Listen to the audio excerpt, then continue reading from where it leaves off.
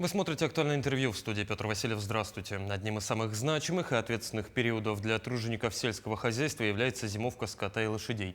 Главная задача – обеспечить сохранность полученного приплода, не допустить снижения поголовья. От этого зависит дальнейшая эффективность работы сельхозпредприятий. Об итогах зимовки, о праздновании Дня коневода-табунщика мы сегодня поговорим. Гость на студии Николай Афанасьев, заместитель министра сельского хозяйства и продовольственной политики Республики Саха-Якутия. Николай Степанович, здравствуйте. Здравствуйте. Давайте для начала вот о чем поговорим. Как в этом году прошла или проходит до сих пор зимовка скота и лошадей? Все-таки на дворе апрель, достаточно тепло. Можно ли еще считать, что зимовка идет? В окончании зимовки еще остается 55 дней. Да вы что? И у нас сейчас достаточно кормов до окончания зимника, до зимовки скота и лошадей. У нас 150 тысяч тонн сена, 2000 тонн силоса, 3000 тонн сенажа. Это достаточно кормов для того, чтобы за оставшийся период прокормить скот и лошадь до, скажем, летнего периода. То есть, правильно понимаю, зимовка заканчивается тогда, когда, собственно, сходит снег, уже первая трава, так? Ну, мы считаем, что до 22 мая стабильно, мы считаем, что это зимовка. То есть после Николиного дня? Да. У нас сейчас на данный момент, на 1 апреля или на 2 апреля, 176 тысяч крупного рогатого скота, 172 тысячи лошадей. Это достаточно большой, большой объем работ, скажем, да, и мы, сегодня более 23% коров отелилось, это более 15 тысяч у нас телят появилось в этом году. Вот так. 15 тысяч телят за зиму? Да, вот отел обычно начинается с конца января, и, февраль, март, ну и вот апрель как раз обычно отел происходит до июня месяца, и практически отел заканчивается. А 15 тысяч за зиму – это хороший показатель? Ну, я так понимаю, что наши коровушки, значит, хорошо кушали. Нет, это показатель. У нас 66 тысяч, дойных коров. Из них где-то 80-85% идет отел. Ну, считайте, что сколько будет еще телят. Это, конечно, не 66, но где-то 50 тысяч телят будут точно. Ну, хорошо. О числе коров поговорили, как с лошадьми дела? Насчет лошади у нас мы уникальный регион. Вы знаете, что мы недавно провели День коневода в республике. 2016 года вышел указ главы нашей республики Егора Борисова. И считайте, что с этого дня мы проводим этот день. 21 марта, День коневода республики. Но этот день однозначно не простой день, потому что это день солнцестояния, потому и народ Саха считает, что мы произошли по эпосу от Джигая, от лошади, ну и наш быт, наши традиции, культура связана с коневодством. Мы в России, у нас самое много лошадей, табунных лошадей, 172 тысячи, после нас Башкирия, Республика Алтай, потом Татарстан, ну и так далее. И учитывая важность того, что у нас много табунных лошадей и острые климатические условия сложные, в 2005 году было совещание министра коллегии Минсельхоза России в Якутске, и Минсельхоз России сейчас поддерживает и табунное коневодство, и оленеводство в целом по Арктике и Дальнему Востоку. Оленеводство тоже входит? Оленеводство тоже входит, но оленеводство, прошел тоже День оленевода, как раз таки в этом году в день мы оленевода провели, потом коневоды, ну и потом у нас вот такой напряженный, скажем, период был. Насыщенный период. А как с оленями, с лошадьми? Понятно, все хорошо, 172 тысячи, с коровами тоже прекрасно. Олень 162 тысячи, стабильно она держится. Есть, конечно, проблемы, потому что в прошлом году был угон наших домашних оленей, более 1500 оленей в Оленевском районе. Это красноярская популяция диких оленей увела. Из-за этого проблемы, в Оленевском районе. Но это вопрос мы сегодня решаем в правительстве, да, и мы должны возместить, ну, поголовье должны с Булунского района купить и довести до Оленевского района. Хорошо, Николай Степанович, коротко мы с вами затронули День коневода-табунщика, который в день весеннего солнцестояния отмечался. Какие мероприятия прошли в рамках празднования? Чем, возможно, праздник этого года отличался от предыдущих лет? В общем-то, я уже говорил, что мы проводим уже с 2017 года. Значит, один год мы не провели, потому что ковидный год нас запретили собраться, а потом уже по районам, по географии республики проводим эти дни коневодов.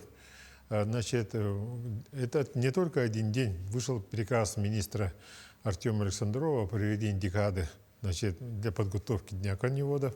Мы провели большой круглый стол в газете «Кым» под руководством Марии Христофоровой.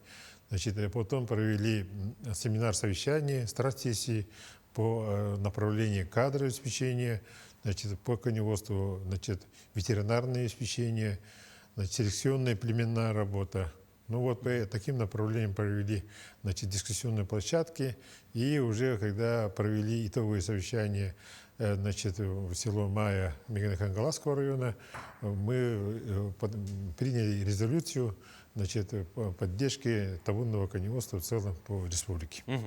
Были же там и спортивные соревнования. Давайте про них немножко поговорим. Ну, это как считается... соревнуются коневоды-табунщики? Да, это соревнования коневодов-табунщиков. Значит, в этом году отличие от предыдущих было то, что в этом году мы привлекали школьников. Так.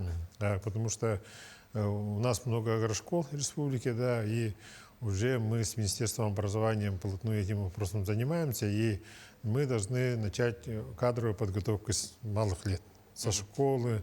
Даже есть садики, которые занимаются агронаправлением республики. И в этом году мы планируем провести коллегию, расширенную коллегию по кадровому обеспечению АПК в целом. В Мегино-Хангаласском улусе должны провести большой форум. Так, а по Дню коневода было, значит, 19 команд участвовало, значит, это Кара, Мегино-Хангаласского улуса, и есть патрон Конкарах, там провели соревнования коневодов. И там, значит, первое место заняла амгинская команда, значит, производственный кооператив «Битюнг». И второе место занял, значит, Мегино-Хангаласский район. И третье место заняли тоже Амгинский район. На первое место, да, мы премии выдали на 2,5 миллиона рублей получили. 2,5 миллиона получили. Второе место УАЗ «Фермер». Это спонсором выступил глава Мегино-Хангаласского улуса. И третье место «Буран». Тоже хороший подарок. Подарок был вручен тоже главой Мегино-Хангаласского улуса Дмитрием Тихоновым.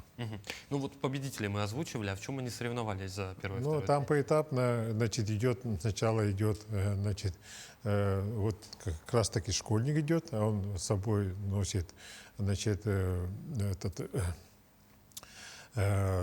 упряжь лошади и доносит до лошади, впрягает, значит, и потом уже идет коневод сам. Там есть, значит, препятствия, потом они перегают обратно на сани, а потом обратно сани убираем, и уже распрягается и идет. Ну там, по-моему, 8 этапов, и должен человек прийти. То есть, получается, в общем, кто лучше справится с управлением и быстрее, в том числе, с запряжением, распряжением? Не только управление, там она же и быстрота этого, да, коневода самого, да. Мы же, спортсмены там же не участвуют только коневоды тех хозяйств, которые уже заявились. Есть мандатная комиссия. Такой мне немного вопрос безопасности, не опасно школьникам с Ну, лошадьми потому и, значит, вопрос такой был. И с седлом сначала бегали дети. И потому что они мало соприкасались с лошадьми, просто седлом взяли, бегут на первом этапе, и метров 100, и доходит до лошади, а потом уже они, значит, седло пригали, и они уходят. Там то, что мало контакта было. Просто для меня это удивительно. Я сам раз в жизни взаимодействовал с лошадью, чуть голову не свернул. А тут еще и дети соревнуются. Николай Степанович, какие мероприятия в этом году для сельскохозяйственных предприятий, которые занимаются разведением крупного рогатого скота, лошадей? Все-таки есть же поговорка «готовь сани летом». Вот с зимовкой мы определились. Что ждать фермерам в этом году? Может быть, есть какие-то прогнозы? У нас сейчас идет подготовка к весенним полевым работам. Так, у нас достаточно серьезный объем работ в этом году ждет. Это более 50 тысяч гектаров должны засеять кормовых, зерновых, овощей открытого грунта. И сейчас идет завод семян из Внешней Республики. Это в основном кормовые идут. Мы должны завести 2000 тонн кормовых, значит, семян из Внешней Республики. Сейчас как раз-таки зимник закрывается, остается несколько дней, 15 дней. За этот период мы должны перейти переправу, доставить, значит, семена для кормовых, для зерновые у нас есть. Мы должны доставить 700 тонн, значит, удобрения. У нас свои запасы есть, и 700 тонн должны завести картофеля. Вот это такая работа сегодня идет, до закрытия зимника, скажем. И как мы сейчас готовимся к весенне-полевым работам, вот такая пройдет у нас лето. У нас круглогодично работа идет, потому что мы зимой не отдыхаем, у нас зимовка идет, потом весенне-полевые работы, потом летняя работа, потом урожай. Ну, как круговой, значит, мы занимаемся этим делом. Сенокосная страда еще, но я, Ну, насколько сенокосная, понимаю, само собой. Ага. определяется по итогам прохождения весеннего половодья и первых 2 летних месяцев. Правильно? Ну и параллельно готовимся к весеннему половодью. Как раз таки, значит, провели много совещаний по районам. У нас 18 районов подпадает под весеннее половодье. У нас идет подготовка, значит, сейчас мест загона скота, корма, там, соответственно, вода, корма, все должны подготовить.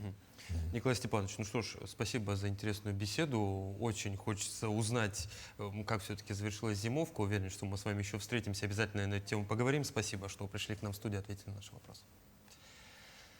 Это было актуальное интервью. До встречи.